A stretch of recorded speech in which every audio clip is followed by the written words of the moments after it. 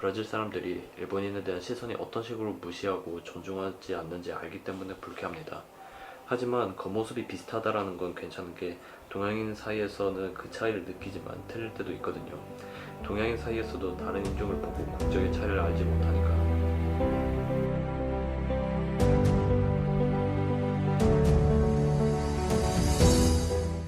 네, 제 이름은 박양식이고요. 그다음에 한국에서 왔습니다.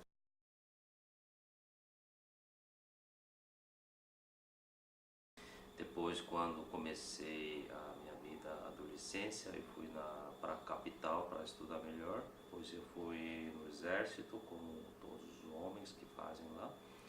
E depois do exército, eu vim para o Brasil.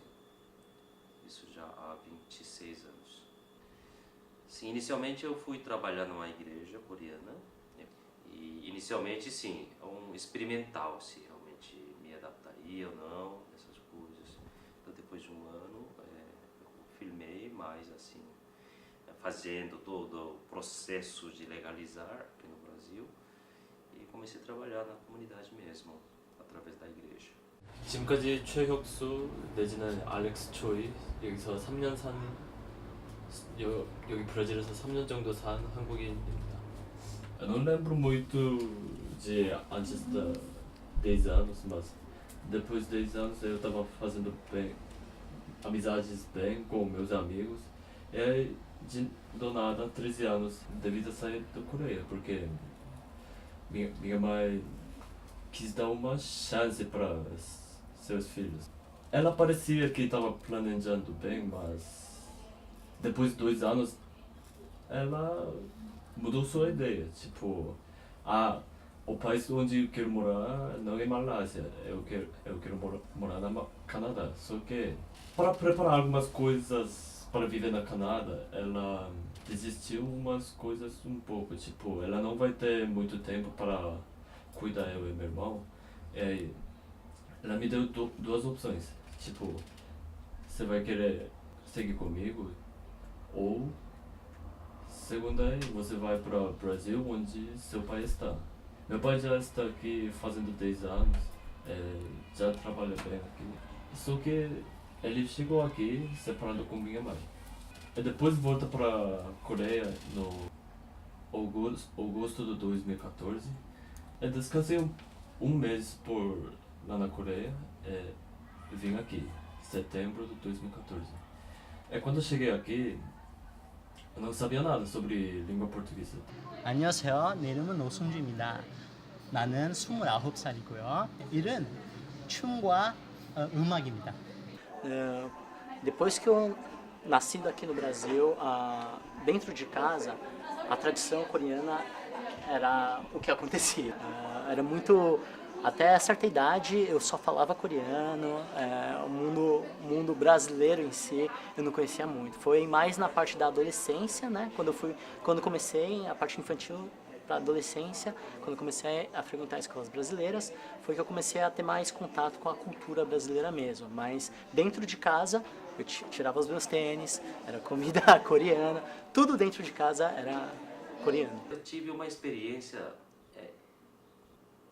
muito diferente quando cheguei no Brasil. Eu houve uma confusão quando eu escalei no aeroporto dos Estados Unidos e uma pessoa me informou que o meu voo atrasaria a chegada no Brasil, São Paulo. Então eu precisava confirmar isso, porque as pessoas vão me esperar, né, chegando no aeroporto em Congonhas. Então, antes de avisar, eu precisava confirmar realmente vai atrasar ou não atrasar, né? Então eu procurei o funcionário do aeroporto naquele dia, e aí eu achei um grupo, né, que era segurança, depois eu percebi, e eu perguntei se o voo vai atrasar. Logicamente eu tinha que falar tudo em inglês, mas era a primeira viagem ao exterior, a minha, e ainda falar para americanos, e eu gaguei mesmo. Então essas pessoas começaram a dar risada. Então eu fiquei muito assim incomodado. Me virei deles e comecei a montar frase. Me acalmei e comecei a montar frase em inglês corretamente. Aí então me virei de novo, falei para eles, olhando diretamente, eu preciso dessa informação, vocês não podiam, não podem dar risada para uma pessoa que não saiba falar bem inglês. Então eles responderam, e aí eu liguei para o Brasil, informando que meu voo vai atrasar 3 horas, então vocês podem vir mais tarde. Tá bom, tá combinado. Quando cheguei no aeroporto, desci, saí, não tinha ninguém me esperando. Então eu olhei o horário, estava certo, quer dizer, não atrasou o voo. Então as pessoas não chegaram. E aí fiquei assim, apavorado, né? Imagina. Então sentado em cima da mala, como que eu vou fazer? Aí comecei a procurar um telefone público para avisar que já cheguei, então vem logo o mais rápido possível. Parece que eu me sentia um órfão perdido, né, no outro mundo. Então já ia avisar, e aí procurei o orelhão. E achei o orelhão. Mas chegando no orelhão não sabia como ligar, naquela época era o quê? Ficha. Eu não sabia como usar, nem podia colocar moeda, cartão, outra moeda, não tinha. Então, estava perdido em frente do orelhão, imagina.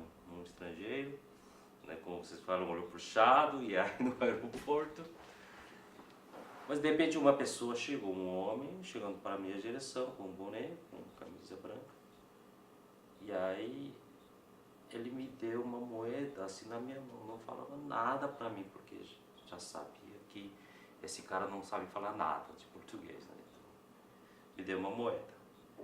Então aí eu percebi que com esse negócio eu posso fazer ligação.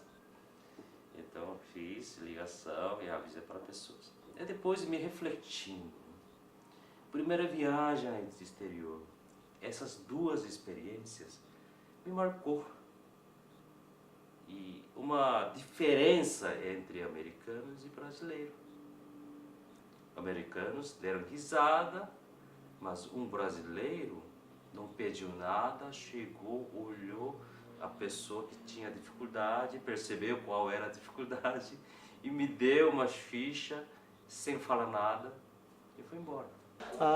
A escola brasileira tem grande... A principal diferença que eu vejo, pela minha experiência, é pelo fato de você ter muito mais abertura. Em relação aos próprios alunos também. Escolas coreanas têm uma pressão muito grande e tem uma divisão muito clara do que tem que fazer. O menino é inteligente, então ele só estuda. E existe uma pressão muito grande para cada um entrar na faculdade. Tanto é que você vê tem índices de suicídio por causa que a pessoa não consegue ingressar na faculdade. Coisa que aqui no Brasil é bem mais tranquilo. A pessoa não vai se matar porque não passou na faculdade. Uma coisa interessante, uma coisa engraçada é a relação à tradição, né? A disciplina de família coreana. Então uma coisa que acontecia na escola, a gente brigava, tinha essas coisinhas que aconteciam na escola, só que eu nunca consegui brigar com ninguém, porque eu tinha mais medo de apanhar chegando em casa do que brigar com alguém na escola. Eu tinha muito mais medo da disciplina da minha família do que... Então muitas vezes na escola sofria bullying, os dois, eu só apanhava e eu ficava tranquilo, sabe? Porque eu preferia apanhar na escola do que apanhar em casa, né? Então, essa foto eu tirei quando eu estava na Malásia, no jardim da minha casa. Eu parecia assim. Esse daí é meu irmão, agora tem 15 anos. E minha mãe, nessa época, agora está no Canadá. Meu cachorro chama de Loxy. Eu não tinha jeito para trazer para fora. Ele está com outra família agora. Uma vez, na igreja tinha uma faxineira, uma senhora. Sempre tinha confusão com ela, porque ela falava uma coisa, eu entendia outra e como eu reagia, né, conforme que eu entendia. Então estava muito errado. Né? E ela se chamava abacaxi. Abacaxi é uma fruta. Por que a senhora se chama abacaxi? Ela falou assim, sou baixinha, gorda e feia. De fato era mesmo. Eu sempre usava chinelo baiano azul. Né? E uma experiência incrível com ela é assim.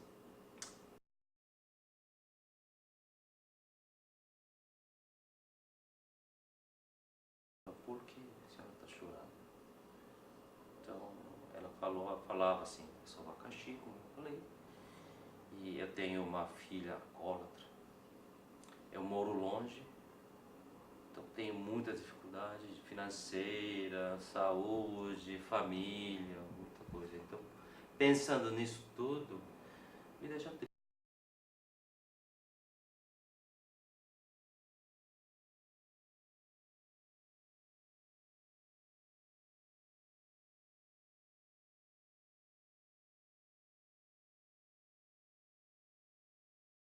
Pelo sobrenome, né? Parque, vem aqui. Por quê? Mesmo que brigando com ela, né? E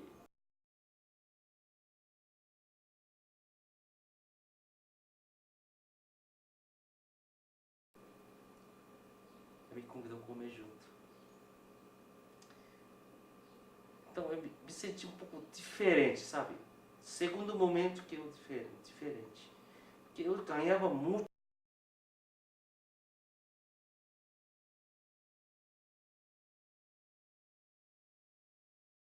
sabia compartilhar com o que ela tinha. 브라질, 우리를 받아줘서 너무 감사합니다.